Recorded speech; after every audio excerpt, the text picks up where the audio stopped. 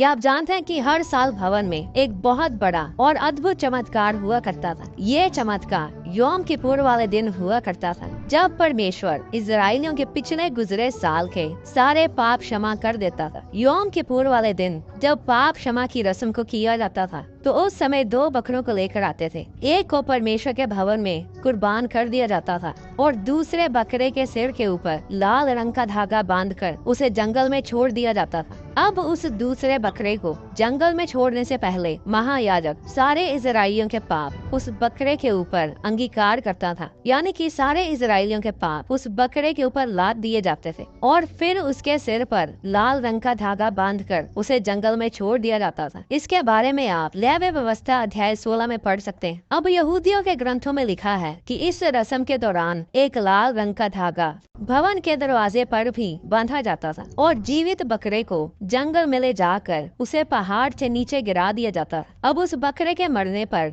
भवन के दरवाजे पर बंधा लाल रंग का धागा अपने आप सफेद रंग का हो जाता था और इस तरह इजरायलियों को ये विश्वास हो जाता था कि परमेश्वर ने उनके पाप क्षमा कर दिए। और इसीलिए यशाया अध्याय 1 उसकी 18 आयत में यहोवा कहता है, आओ हम आपस में वाद विवाद करें। तुम्हारे पाप चाहे लाल रंग के हों तो भी वे हिम के समान यानी बर्फ के जैसे उजले हो जाएंगे, यानी सफेद हो जाएंगे। अब सबसे हैरानी की बात यह है कि एक समय ऐसा आया वो लाल रंग का धागा सफेद होना बंद हो गया। यहूदियों के ग्रंथ में लिखा है कि भवन के टूटने के 40 साल पहले वो लाल रंग का धागा सफेद होना बंद हो गया। पर अब ये भवन कब टूटा? जब रोमी साम्राज्य ने भवन को नष्ट किया तो वो साल था 70 ईस्वी यानी 70 AD, जो वेस्टर्न वॉल इजराइल में है, जहाँ पर सारी दुनिया से लोग प्रार्थना करने के लिए आते हैं। वो वेस्टर्न वॉल उस टूटे हुए भवन का बचा हुआ हिस्सा है। अब अगर हम भवन के टूटने से 40 साल पीछे चले जाएं, तो समय आता है 30 ईस्वी यानी 30 AD। क्या आप जानते हैं कि ये वो समय था जब यहोवा परमेश्वर ने अपने इकलौते बेटे प्रभु यीशु मसीह को हमारे लिए कुर्बान किया और तीसरे दिन मुर्दों में से जी उठाया। यहूदी लोग यीशु मसीह पर विश्वास तो नहीं करते, पर उन्हीं के ग्रंथ, उन्हीं की किताबों में ऐसा लिखा है कि यीशु मसीह की कुर्बानी के समय के बाद यानी 30 AD के बाद वो लाल रंग का धागा सफेद होना बंद हो गया। ये सब यहूदी लोगों की हिस्ट्री में उनके रबियों के द्वारा लिखा हुआ है। क्या आप जानते हैं कि जब परमेश्वर ने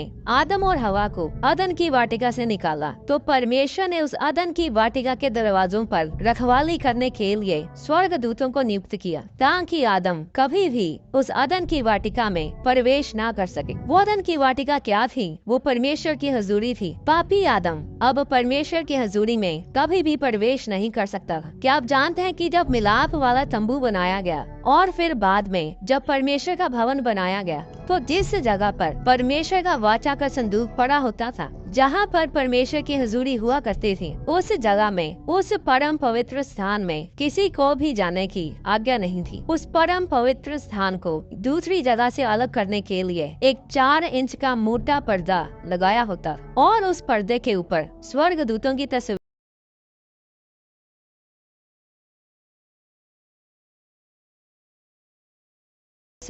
बनी होती थी। जिस तरह अदन की वाटिका के बाहर स्वर्गदूत खड़े रहते थे, उसी तरह परमेश्वर की हजूरी के बाहर उस पर्दे पर बनी स्वर्गदूतों की तस्वीरें ये दर्शाती थी कि एक पापी मनुष्य कभी भी परमेश्वर की हजूरी में प्रवेश नहीं कर सकता। क्या आप जानते हैं कि जब यीशु मसीह ने क्रूस पर अपनी जान दी, तो उस समय वो 4 इंच का मोटा पर्दा ऊपर से लेकर नीचे तक फटकर 2 टुकड़े हो गया। सिर्फ यीशु मसीह की कुर्बानी ने परमेश्वर और मनुष्य के बीच दीवार बने उस पर्दे को पार डाला और इसीलिए तब से वो लाल रंग का धागा सफेद होना बंद हो गया। ये चिन्ह था परमेश्वर की ओर से कि अब तुम्हें अपने पाप क्षमा के लिए बैलों और बकरों की कुर्बानी देने की जरूरत नहीं। जरूरत है तो सिर्फ यीशु मसीह की कुर्बानी पर विश्वास करने की। अब परमेश्वर की हजूरी में जाने का रास्ता सब के लिए खुल चुका था। अब कोई भी यीशु मसीह के जरिए परमेश्वर की हजूरी में जा सकता है। यहोशू, दाऊद, यिर्मयाह, दानियल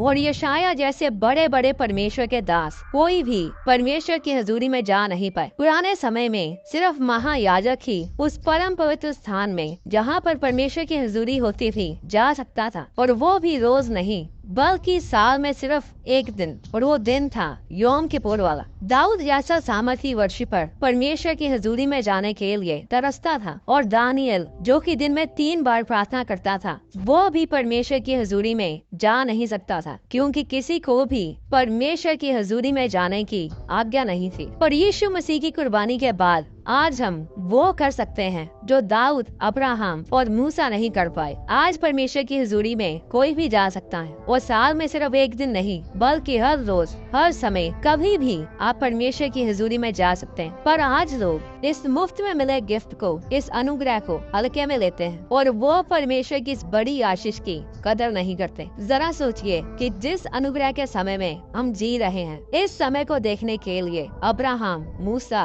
और दाऊद जैसे बड़े बड़े परमेश्वर के दास तरसते थे, तो क्यों ना हम परमेश्वर के इस अनुग्रह की कदर करें और परमेश्वर की हजूरी में ज्यादा से ज्यादा समय बिताएं। परमेश्वर आपको आशीष दे।